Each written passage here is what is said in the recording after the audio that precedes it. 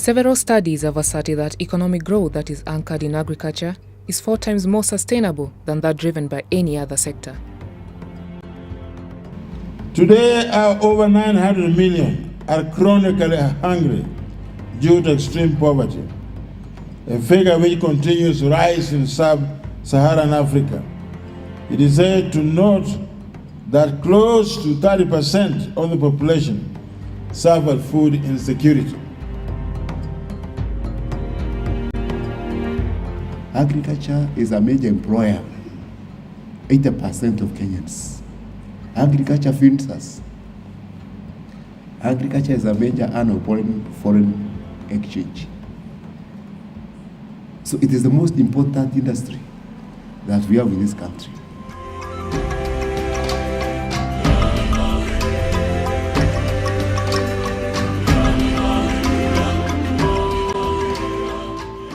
Most developed countries originated their progress on agroeconomy.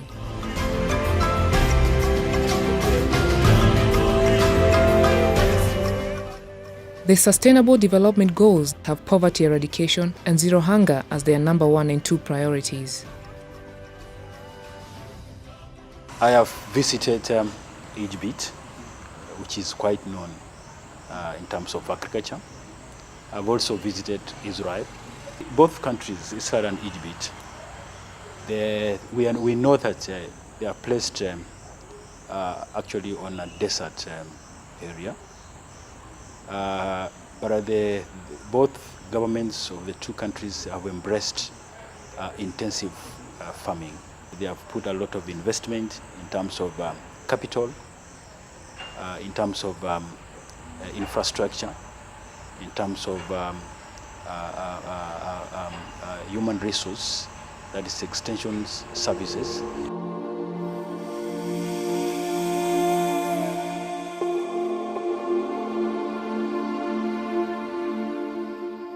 In Africa, agriculture is the main sector through which these goals must be addressed.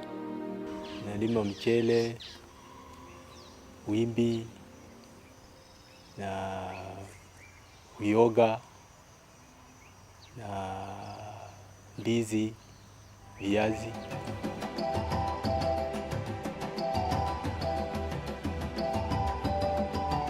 The African Union appreciates these facts by setting up a rural economy and agriculture commissions that aims to promote the sector as a pillar to development. The African Union, in terms of implementing the SDGs in the African states, it has been pushing the African states to implement the SDGs, especially in areas of hunger and poverty eradication. In a world that is overflowing with riches, it's outrageous that almost 900 million people are hungry or malnourished. The challenge is that the production has gone down, and we are talking about dwindling livelihood of a majority of people in the country. For example, in Kenya, agriculture is the main employer. So you have farmers not able to produce, you're talking about unemployment. If a person is not well fed, they are prone to diseases, they are unable to produce, and therefore this not only affects the immediate family, but also affects the economy and the nations and really the global world. While the rest of the world has made significant progress in addressing food security, Africa is still lagging behind, especially the sub-Saharan Africa. Further, the AU Vision 2063 gives priority to economic development that is people-centered and therefore emphasizes that future industrialization in the continent can only jumpstart if anchored on agriculture. The African Union believes that comprehensive Africa Agriculture Development Plan is necessary in making poverty eradication a core agenda within the Sustainable Development Goals framework.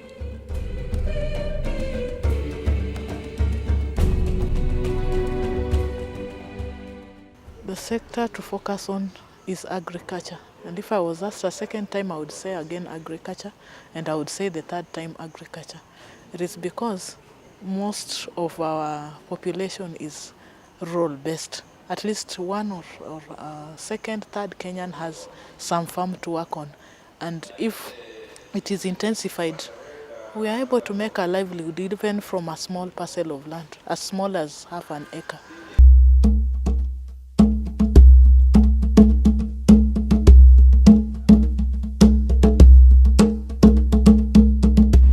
We have to understand that leaving farmers alone will not work.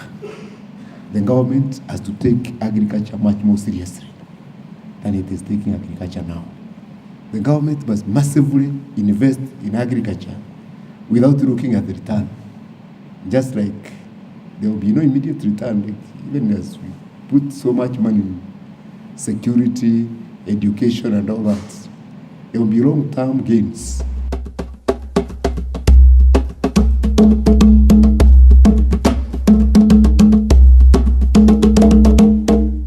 One of the issues Kenya had back then was insecurity. And what did the government do? It tripled the budget for security. And what are we seeing? We are seeing a less attack from the insurgents. What if we did the same for agriculture? It will improve the livelihood. In Kenya, Vision 2030 identifies agriculture as one of the fundamental pillars that will turn the economy around. Vision 2030, which is a guide for Kenyan government, it focuses much on areas of agriculture, meaning that the country, it has to improve, first of all, lives of farmers. It has to increase the farm inputs in terms of subsidized goods, farm inputs, and then even in terms of budget allocation. In the years 2013 and 2014, agriculture was the highest contributor to the gross domestic product, accounting for 20.8% and 14.5% respectively. Smallholder farmers provide us 60% of this sector.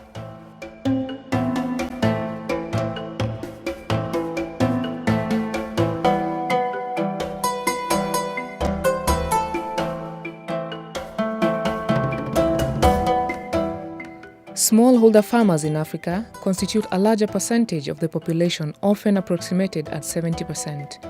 Ironically, the food that is consumed in most African countries is produced by these smallholder farmers, yet they receive minimal government and donor support. With this dwindling production, the livelihoods of these farmers is affected. These farmers depend on what they produce. What they produce is what they sell out there, is what they get their school fees, the money for other things that they don't produce from. So the issue is that their livelihoods is threatened. We must start going back and looking at the woman who went with tomatoes in the morning. A crate was going at 700. She has tried to sell, she could not sell. It has reached at this hour, she has come down to 200. Still, she has not gotten somebody to buy. And there's that clever one who knows by around 5, that tomato crate will be 50 shillings. Because this woman is desperate, she's supposed to walk 20 kilometers back home and she has nothing. So what does she do? Chukua tu na shilingi 50. Agriculture is one of the largest employer sectors across the continent, and yet farmers lack access to finances, storage facilities, skilled local and international markets, unfair competition, infrastructure, and farm inputs. The resulting effect is increased poverty and inequality. The gaps actually that exist in us attaining or undertaking farming as agribusinesses is that most farmers who are engaged in various farming activities, there are those in the dairy industry, there are those in the coffee industry, name them, there are many, have not been able to organize themselves into some kind of formations that can help them undertake farming as a business and hence enjoy this reward. The challenges which the smallholder farmers are facing, one, there is lack of market. The farmers, they don't access markets. Soko ndio shida kwa sababu wakati tunaguza hii vitu Wanga za zingine inakuja inakuwa mingi. Sasa soko hapo inakosekana. Sasa kupeleka kama Nairobi inabidi mjiunge, angalau mchange kila mtu kitu kidogo kidogo, muhae kitu kama lori. Sasa ndio mpeleke kitu kama wimbi kwa soko ya mbali. Supermarket inaathiri kwa sababu unajua kuna vitu vingi viko kwa supermarket. Ingawaje watu hawajui viko bei ghali, na pia si tungependa hao watu wa supermarket wanunue kutoka kwetu. Vitu vingi vinakuwa imported. Na vinatoka hapa vinaenda nje, vinatoka nje vinarudi huku ndani. Na ndio maana nimesema serikali pia tusaidie. Hivyo vitu badala vitoka hapa viende, vitoka hapa direct vingie kwa supermarket.